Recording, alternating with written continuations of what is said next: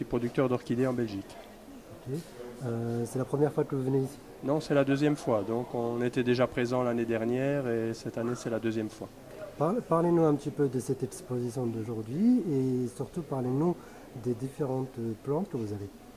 Bon, ici c'est une exposition où il y a à peu près 5 ou 6 producteurs d'origine de pays différentes, d'Allemagne, d'Équateur, moi de Belgique, de France.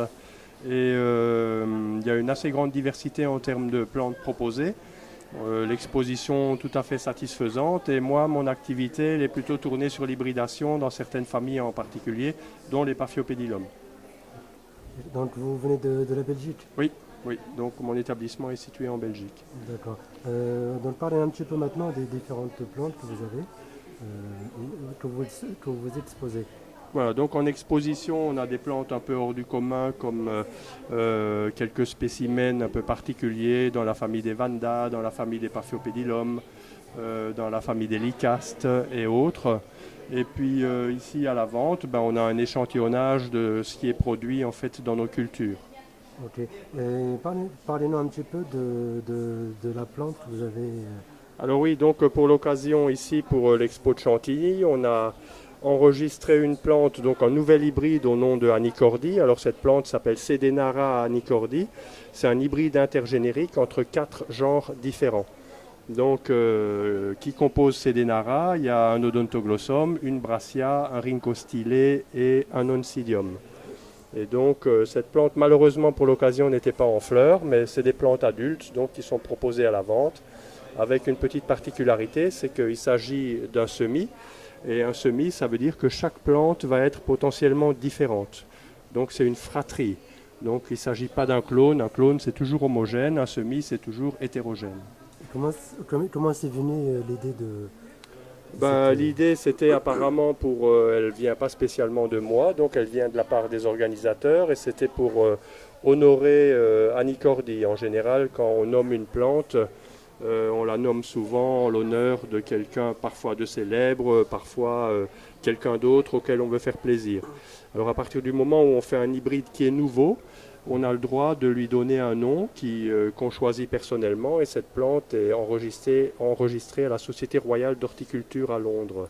Okay. Et parlez un petit peu des différentes plantes là que vous avez. Bon, ici devant vous, il s'agit de Phalaenopsis qui sont des orchidées de grande diffusion ou de culture importante et donc c'est des couleurs un peu particulières, des variétés qui sont un peu moins courues que certaines autres qu'on peut trouver en grande surface ou en grande distribution en général. Et ils viennent tous de la Belgique ou... Oui, donc toutes les plantes que nous proposons à la vente sont cultivées dans notre établissement. Et ils viennent de quelle ville exactement?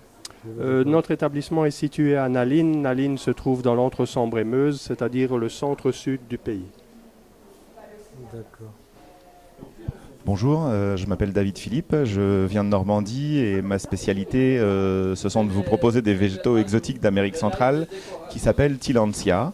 Donc Tillandsia, c'est ce que vous pouvez découvrir autour de moi. C'est une famille de plantes qui regroupe environ 600 espèces, alors qui ne sont pas du tout assimilées à l'orchidée, malgré qu'on soit sur une expo qui a pour thème l'orchidée. C'est des cousines éloignées de l'ananas, en fait. Ce sont des broméliacées pour le classement botanique. Ce sont des plantes qui ont la particularité de vivre en Amérique centrale sans terre, sans racines, accrochées absolument n'importe quoi. Alors j'ai avec moi les petites photos, je pense que vous allez peut-être pouvoir regarder ce que ça donne. Vous allez les trouver en Amérique centrale absolument sur n'importe quel support, y compris peut-être pour les gens qui sont déjà allés aux Antilles ou à Cuba, on les trouve très couramment sur les fils électriques. Donc la particularité de ces plantes également, c'est qu'elles n'ont pas de racines vivantes.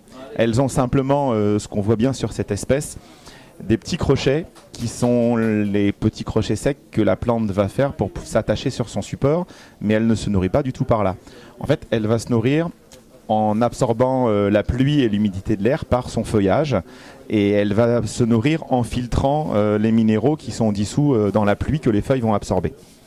Tout ça, va falloir essayer de le copier chez nous pour que ça puisse réussir.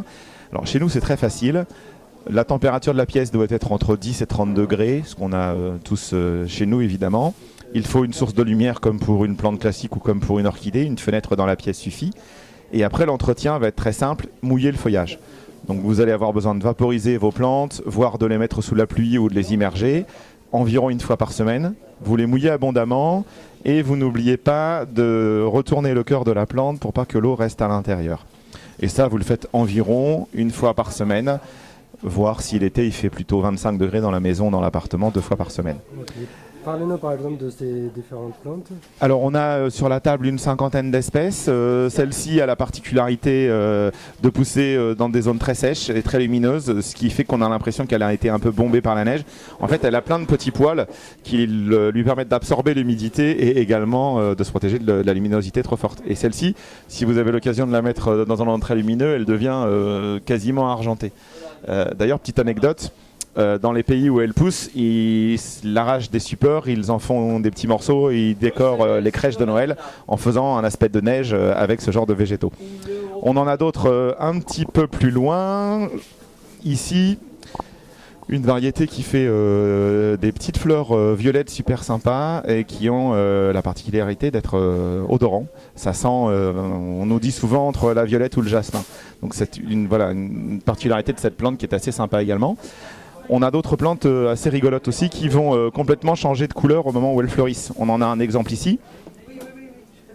Donc en fait, le feuillage devient absolument rouge pendant sa floraison, 2 mois environ, et le reste de l'année, il est vert comme on le retrouve ici à la base.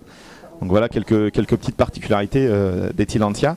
En sachant que toutes font des fleurs, hein, c'est vraiment une plante assez sympa au niveau de sa texture. De l'aspect qu'elle a en fait où elle est toute courbée, très très fine par endroits, par moment, et en plus c'est des plantes à fleurs. Donc, Et toutes les plantes ils viennent de votre région ou... Alors l'origine botanique de ces plantes c'est tout le continent américain.